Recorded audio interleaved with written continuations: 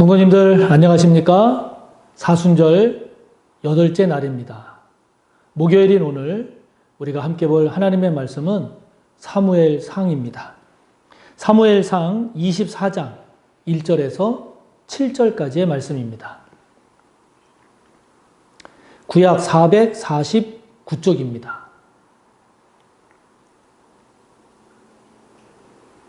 구약 449쪽 사무엘상 24장 1절에서 7절까지의 말씀 함께 봅니다. 사울이 블레셋 사람을 쫓다가 돌아오매 어떤 사람이 그에게 말하여 이르되 보소서 다윗이 엔게디 광야에 있더이다 하니 사울이 온 이스라엘에서 택한 사람 3,000명을 거느리고 다윗과 그의 사람들을 찾으러 들염소 바위로 갈새 길가 양의 우리에 이른즉 굴이 있는지라 사울이 뒤를 보러 들어가니라.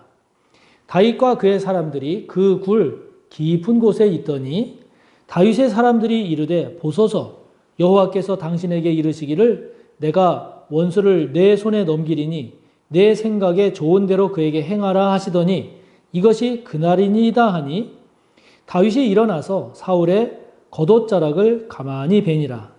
그리한 후에 사울의 옷자락 뱀으로 말미암아 다윗이 마음이 찔려 자기 사람들에게 이르되 내가 손을 들어 여호와의 기름 부음을 받은 내 줄을 치는 것은 여호와께서 금하시는 것이니 그는 여호와의 기름 부음을 받은 자가 됨이니라 하고 다윗이 이 말로 자기 사람들을 금하여 사울을 해하지 못하게 하니라. 사울이 일어나 굴에서 나가 자기 길을 가니라. 아멘.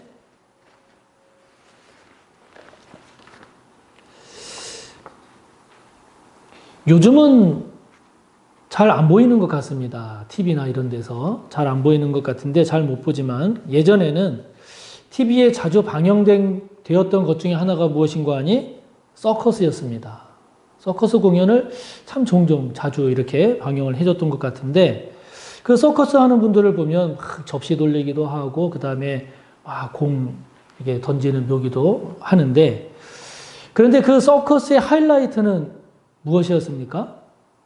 공중 그네타기였습니다. 공중 그네타기였습니다. 높은 곳에서 그네를 타면서 펼치는 그 묘기가 아주 짜릿하면서도 기가 막혔죠. 보기만 해도 어지러운 그 높은 곳에서 그냥 그네 타는 것도 그냥 보는 것만으로도 아찔한데 무서울 것 같은데 그 높은 그 허공에서 날아올라서 반대편으로 건너가기도 하지요. 그 공중 그네타기, 그 서커스의 하이라이트가 공중 그네타기인데 그 공중 그네타기에서도 하이라이트는 무엇입니까? 공중에서 회전으로 돌아서 밑으로 떨어질 때 잡아서 반대편으로 건너가는 그게 공중 그네타기 그 중에서도 또 하이라이트였죠. 반대편에 있는 한 사람이 그네를 타면서 점점 높이 올라가다가 가장 높이 올라갔을 때 자기가 타고 있던 그네에서 손을 떼죠. 손을 떼고 어떤 경우에는 한 바퀴, 어떤 경우에는 두 바퀴, 심지어는 막 세 바퀴까지 돌면서 아래로 떨어집니다. 곤두박질 치듯이 떨어지는 그 사람을 밑에서 기다리고 있던 사람이 잡죠. 잡으면서 이제 반대편으로 다시 올라가면서 그 서커스를 마무리합니다. 그때 막 우리와 같은 박수를 치고 정말 재미있게 봤던 그런 기억이 있습니다. 이 서커스에서 공중 그네타기에서 위에서 회전해서 아래로 떨어지는 사람과 밑에서 받쳐주는 이 두 사람이 있는데요. 이 두 사람의 역할이 다 중요하지만 보다 더 중요한 사람, 보다 더 잘해야 되는 사람이 누굴까? 물론 밑에 사람도 떨어지는 사람을 잘 받아야 하지만 무엇보다도 위에서 아래로 떨어지는 사람이 잘해야 합니다. 잘해야 합니다. 그래서 위에서 회전하면서 아래로 떨어지는 사람이 잊지 말아야 할 것이 있습니다. 두 가지를 잊지 말아야 하는데요. 하나는 뭐냐면 그네를 타다가 가장 높이 올라갔을 때 손을 놓는 겁니다. 가장 높이 올라갔을 때 그네에서 손을 놓아야 합니다. 그때 그걸 놓지 못하고 멈칫멈칫하다가는 이게 안 맞아서 서커스가 망쳐지게 되죠. 또 한 가지 잊지 말아야 할 것이 있습니다. 그것은 무엇인가 하니 밑에서 기다리는 그 동료에게 자기 자신을 맡겨야 됩니다. 맡길 줄 알아야 됩니다. 믿고 맡길 줄 알아야 돼요. 그거를 못 믿어서 또는 두려운 마음에 내가 하고 싶은 대로 하게 되면 이거는 큰일 납니다. 잡지도 못할 뿐더러 안 되죠. 그래서 그 동료를 믿고 내 팔을 그 타이밍에 맞게 그냥 맡겨야 됩니다. 그러면 그 사람이 잡아주는 거죠. 잡아주면 이제 그 서커스의 묘기가 완성되는 겁니다. 자, 이 말씀을 왜 드리는 거 하니 오늘 본문을 보면 다윗이 사울 왕에게 억울하게 쫓기고 있는 한 장면을 우리에게 소개하고 있는데요. 백성들의 마음이 골리앗을 무너뜨린 죽인 다윗에게로 향하니까 이 사울 왕이 다윗을 시기합니다. 시기합니다. 시기라고 하는 것이 이 마음에서 싹이 트니까 이게 아주 고약한 역할을 합니다. 시기라고 하는 것이 마음에서 자라는 마치 가시덤불 같아서 그것이 한번 마음에 뿌리를 내리면 이게 안 뽑혀요. 잘 안 뽑혀요. 어지간해서는 이게 잘 안 뽑히는 겁니다. 이게 사울 왕의 마음에 계속 뿌리를 내리고 자라게 됩니다. 사울 왕이 자신을 위해서 수금을 타고 있는 다윗을 벽에 박으려고 창을 던지기까지 하지 않습니까? 다윗이 결국 그런 사울 왕을 피해서 도망가죠. 도망갑니다. 다윗 입장에서 보면 생각할수록 억울하고 그리고 어떻게 보면 사울 왕 그를 위해서 다윗이 목숨을 걸고 나가서 골리앗과도 싸운 건데 그런 자기 자신을 오히려 죽이려고 하는 사울 왕이 밉기도 하고 또 한편으로는 속에서 끓어오르는 그런 배신과 억울함과 분노가 있었을 겁니다. 사울에 대한 분노가 끌어올랐겠죠. 그런데요, 오늘 본문에 비춰지는 다윗의 모습을 보면 사울을 대하는 다윗의 태도를 보면 왜 저러지? 의아한 모습을 우리가 발견하게 됩니다. 사울 왕이 다윗을 잡으려고 자그마치 3,000명을 풀어서 다윗이 있는 엔게디 광야로 다윗을 잡으려고 이제 포위망을 좁혀옵니다. 그런데 다윗을 찾다가 이제 사울이 급했습니다. 급해져서 이제 성경에는 뒤를 보려고 이렇게 표현이 되어 있는데 이것의 의미는 이제 대변을 보려고 하는 의미입니다. 이 사울 왕이 대변을 보려고 장소를 찾다가 동굴로 들어온 겁니다. 그런데 그 동굴에는 다윗과 다윗을 따르는 사람들이 동굴 안 깊숙한 곳에 숨어 있었단 말이죠. 동굴로 들어오니까 깜깜해서 안 보이지 않겠습니까? 그 동굴에서 이제 사울이 이를 보고 있는데 다윗과 같이 있었던 사람들이 이야기하지 않습니까? 이거야말로 기회입니다. 이거야말로 하나님께서 사울 왕을 제거하라는, 해치라는 기회를 준 겁니다. 라고 이야기를 합니다. 이처럼 다윗이 사울 왕을 제거할 수 있는, 해칠 수 있는 절호의 기회였는데, 그런데 오늘 말씀을 보면 다윗은 슬쩍 사울의 겉옷자락을 베는 것으로 그칩니다. 여러분은 이해가 되십니까? 만약 여러분이 지금 다윗의 입장이었다라고 하면 어떻게 했겠습니까? 만약에 저 같았으면 이거야말로 하나님께서 나에게 주신 기회다 라고 하면서 사울을 해치지 않았을까? 이런 생각이 듭니다. 그런데 도대체 다윗은 왜 이렇게 다시 주어지기 어려운 이 기회를 살리지 못하고 사울의 겉옷자락을 살짝 베는 것으로 그쳤을까요?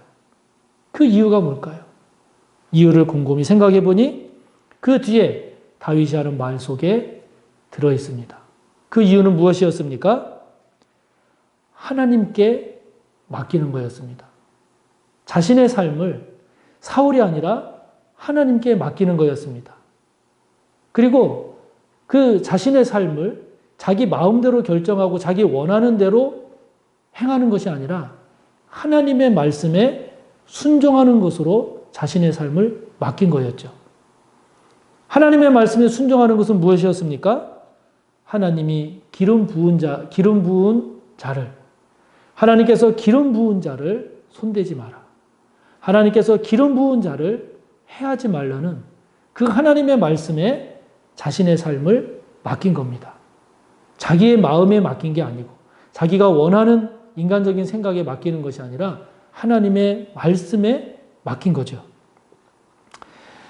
어느 부부 갈등이 심했던 제가 아는 집사님이 이건 이렇게 사는 것은 더 이상 의미가 없고 더 이상 고통은 참을 수가 없다고 생각을 해서 이제 이혼하기로 마음을 먹었었습니다. 그래서 이혼하려고 했는데 그때 그 집사님에게 떠오른 말씀이 있었답니다. 그 말씀이 무엇이었는가 하니 마가복음 10장 9절에 나오는 하나님이 짝지어 주신 것을 사람이 나누지 못할지니라. 이 말씀이 생각이 났다는 거예요. 떠올랐다는 겁니다. 결국 막 충돌하는 거예요. 마음으로는 막 이혼하고 싶어요. 이건 뭐 사는 것도 아니고 너무 괴롭고 뭐 힘들다는 거예요. 이혼하고 싶어요. 한쪽에서 하나님의 말씀이 떠오르는 겁니다. 하나님이 짝지어 주신 것을 사람이 나누지 못한다. 그러니까 이분이 이 양자 속에서 막 갈등을 하다가 내린 결론이 무엇인가 하니 계산이 안 쓰니까 계산이 안 쓸 때는 에이 모르겠다. 하나님의 말씀이 맞겠거니 생각하고 그냥 말씀을 선택했다는 거예요. 이해가 돼서가 선택한 게 아니에요. 마음이 감동이 돼서 자원에서 선택한 게 아니라는 거예요. 말씀이니까. 말씀이니까 선택했다는 겁니다. 그렇게 마음을 고쳐먹고 살았다고 그래요? 시간이 흘러서 그 집사님 이렇게 고백하시더군요. 목사님, 하나님의 말씀이 옳았습니다. 하나님의 말씀이 옳았습니다. 그래서 그분이 그 뒤로는 뭔가 이렇게 계산이 서지 않을 때 또는 자신의 마음과 하나님의 말씀이 막 충돌하고 이럴 때 어떻게 해야 될지 모를 때 이러지도 못하고 저러지도 못하겠다라고 여겨질 때에는 그때 그 상황에 가장 적합한 하나님의 말씀이 뭘까를 묵상한대요. 그 상황에 적합한 하나님의 말씀이 뭔가를 묵상하다가 이 말씀이구나 라고 떠오르면 그 말씀에 맞는 쪽을 그냥 선택한대요. 어떻게 보면 굉장히 단순 무식하게 여겨질 수도 있는데요. 뭐 논리적으로 뭐 설명이 돼서가 아니라 이러지도 못하고 저러지도 못할 때 하나님의 말씀이 그러니까 그냥 이렇게 할래라고 결정을 한다는 거예요. 그냥 그렇게 믿고 갔다가 원하는 결과가 안 나오면 어떡하냐? 그럼 할 수 없다라는 거예요. 그것도 나중에 합력해서 하나님께서 선하게 이루어 주실 거다. 그냥 그렇게 믿고 간다는 겁니다. 시편 37편 5절에 보면 이런 말씀이 있습니다. 너의 길을 여호와께 맡기라. 그를 의지하면 그가 이루신다. 아멘. 공중에서 서커스에서 공중에서 손을 논다라고 하는 것은 쉬운 일이 아닙니다. 저와 여러분 또한 삶의 공중에서 손을 논다는 것 쉬운 일이 아닙니다. 더없이 두려운 일입니다. 하지만 그러나 믿는 사람은 신뢰하는 사람은 손을 놓을 수 있습니다.